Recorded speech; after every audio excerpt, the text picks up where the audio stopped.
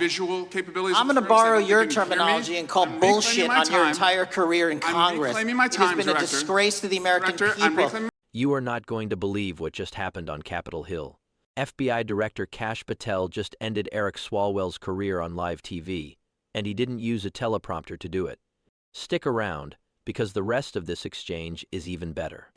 Director, the first time you saw Donald Trump's name was in the Epstein files. Did you close the files or keep reading? Welcome back to the channel, Patriots.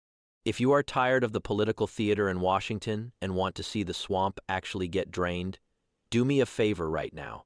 Smash that like button and subscribe to the channel. It helps us get the truth out there past the algorithm. Today, we are breaking down an incredible exchange that just happened on Capitol Hill. Rep. Eric Swalwell went after FBI Director Kash Patel, claiming Patel is covering for Donald Trump regarding the Epstein files. But Patel didn't just defend himself, he went on the offensive. I have reviewed not the entirety of the files, so you haven't reviewed all of the Epstein files? Personally, no.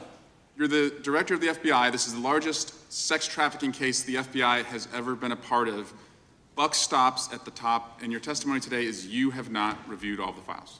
What I've been doing is been busy providing the safest country this country has seen in modern U.S. history in historic speed, because the men and women of the FBI are given the resources to reduce the homicide rate, to reduce the drug trafficking rate, to reduce the amount of children that are being trafficked and the number of pedophiles. It sounds like those children being trafficked would appreciate the director reviewing the files. You said you don't know the number of times Trump's name appears in the files, so it could at least be 1,000 times. Is that right?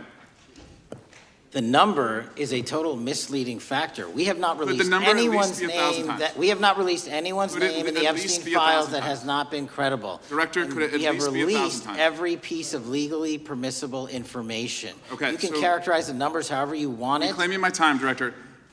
It sounds like if you don't know the number, it could at least be 1,000 times. It's not. It's not. Is it at least 500 times? No. Is it at least 100 times? No. Then what's the number? I don't know the number, but it's not that. Do you think it might be your job to know the number?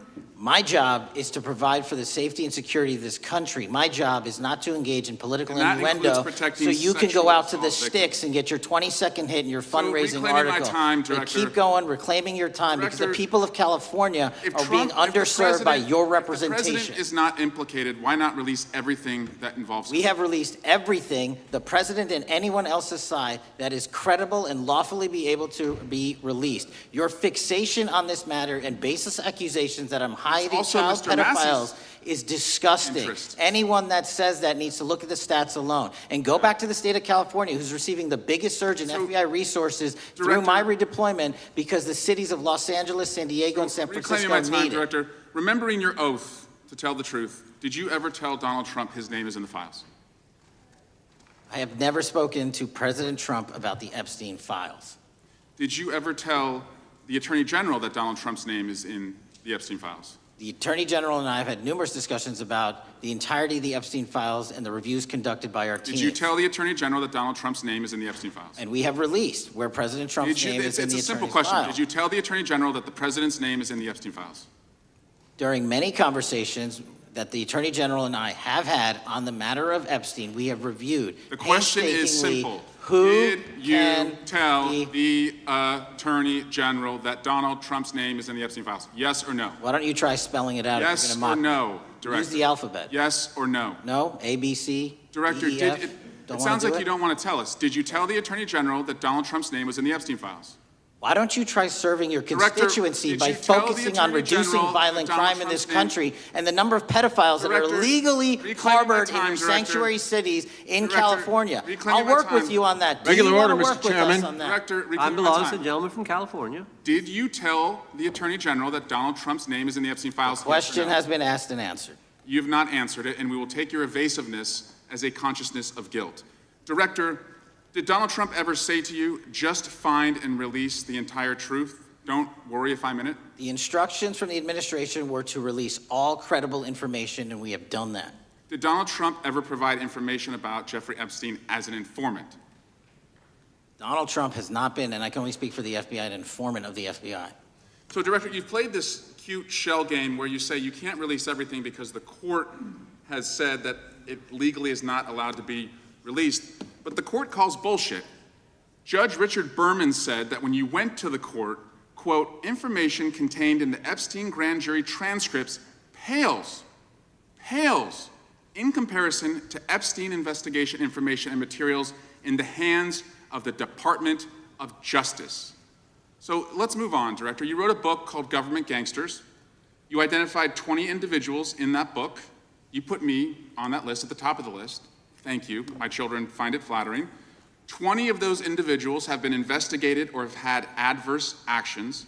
Director, considering that you have identified these people as, quote, government gangsters, will you recuse yourself from making any investigation decisions about these individuals? Anyone that has been terminated at the FBI has been done so the because question they failed again, to meet the muster Director, and their constitutional I will obligation. work on the audio-visual capabilities. I'm going to borrow your terminology and call bullshit on your entire career in Congress. Reclaiming my time, It has been a Director. disgrace to the American Director, people. I'm reclaiming my time. You can reclaim your time all you want. Mr. Chairman, you're going to allow a witness to speak this way? Mr. Chairman, would you give... recuse yourself, Director. The gentleman has no time to... Mr. Chairman, would you Mr. admonish the Chairman, witness not to insult members? The gentleman has no time. Mr. Chairman, just The committee will remember. quick point of order. Could the gentleman be extended an additional 20 seconds to complete his thoughts since the witness decided to interrupt him continuously? And the witness will be able to respond if he wants. We'll make sure he Thank you. has time to do that. My question We'll is, continue. will you, Director, recuse yourself, yes or no, from investigating or making decisions about the 60 individuals, including myself, that you identified as government gangsters? Yes or no? Time of the gentleman has expired. The No. witness may respond if he would like. And the answer was no, as I heard. Let's get into the facts of this clip. Swalwell starts off aggressively, demanding to know if Patel has read every single page of the Epstein files. Patel admits he hasn't read the entirety personally. Why?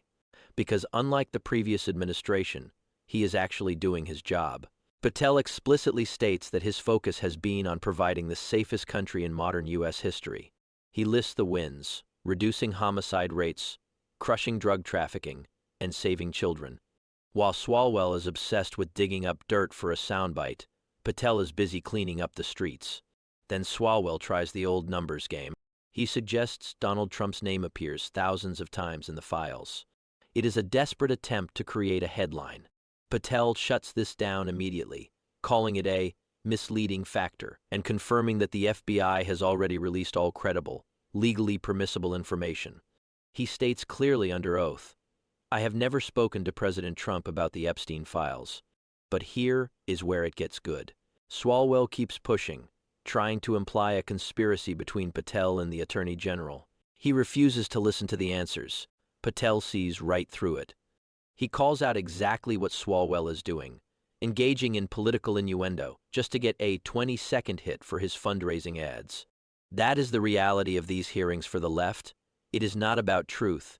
It is about generating cash from their base. The moment that truly exposes Swalwell comes when Patel flips the script on California.